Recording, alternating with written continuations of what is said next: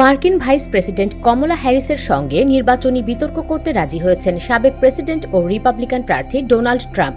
শুক্রবার দলীয় প্রতিনিধিদের ভোটে কমলা আনুষ্ঠানিকভাবে ডেমোক্রেটিক প্রেসিডেন্ট পদপ্রার্থী হিসেবে মনোনয়ন পাওয়ার পরই একথা জানান ট্রাম্প। শনিবার দ্য নিউ ইয়র্ক টাইমসের প্রতিবেদনে বলা হয়েছে, নিজের অফিসিয়াল সামাজিক যোগাযোগ মাধ্যম হ্যান্ডেল ট্রুথ সোশ্যালে এক পোস্টে কমলার সঙ্গে ডিবেটে অংশ নেওয়ার কথা নিশ্চিত করেছেন সাবেক এই প্রেসিডেন্ট। ফক্স নিউজ আয়োজিত এই বিতর্কটি অনুষ্ঠিত হবে আগামী 4 সেপ্টেম্বর। ট্রাম্প বলেছেন, আগামী 4 সেপ্টেম্বর বুধবার কমলা হ্যারিসের সঙ্গে ফক্স নিউজের আয়োজিত প্রেসিডেন্সিয়াল ডিবেটে অংশ নেব।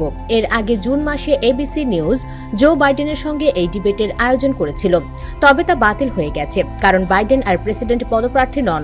হ্যারিসের বিরুদ্ধে প্রেসিডেন্ট বিতর্কটি পেনসিলভানিয়ায় অনুষ্ঠিত হবে। মডারেটর হিসেবে উপস্থিত থাকবেন ব্রেট বায়ের এবং মার্থা ম্যাককালাম। পোস্টে ট্রাম্প আরও বলেছেন, বিতর্কটি ভর্তি দর্শকের সামনে হওয়া উচিত। এর আগের বিতর্কে কোনো দর্শক ছিল না বলেও উল্লেখ করেছেন তিনি। এর আগে 17 সেপ্টেম্বর নির্বাচনী বিতর্কের জন্য ট্রাম্প এবং কমলাকে আমন্ত্রণ জানিয়েছিল ফক্স নিউজ। কমলা বলেছিলেন তিনি বিতর্কের জন্য প্রস্তুত, কিন্তু কমলা আনুষ্ঠানিকভাবে প্রার্থী নির্বাচিত না হওয়ায় তার সঙ্গে বিতর্কে যেতে চাননি ট্রাম্প। শুক্রবার আনুষ্ঠানিকভাবে ডেমোক্রেটিক প্রেসিডেন্ট পদপ্রার্থী হিসেবে মনোনয়ন পেয়েছেন কমলা হ্যারিস। এদিন বিকালে দলীয় প্রতিনিধিদের ভোটে 2350 জন প্রতিনিধির সমর্থন পেয়ে মনোনয়ন নিশ্চিত করেন কমলা।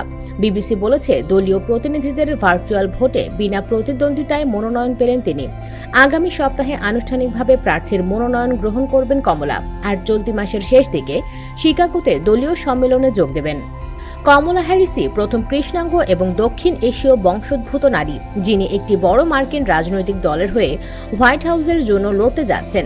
নভেম্বরে রিপাবলিকান মনোনীত প্রার্থী ডোনাল্ড ট্রাম্পকে পরাজিত করলে তিনি হবেন যুক্তরাষ্ট্রের প্রথম নারী প্রেসিডেন্ট। গত মাসে প্রেসিডেন্ট জো বাইডেন সরে যাওয়ার ঘোষণা দিয়ে ডেমোক্রেট প্রার্থী হিসেবে কমলা হ্যারিসকে সমর্থন জানান। US Bengal desk.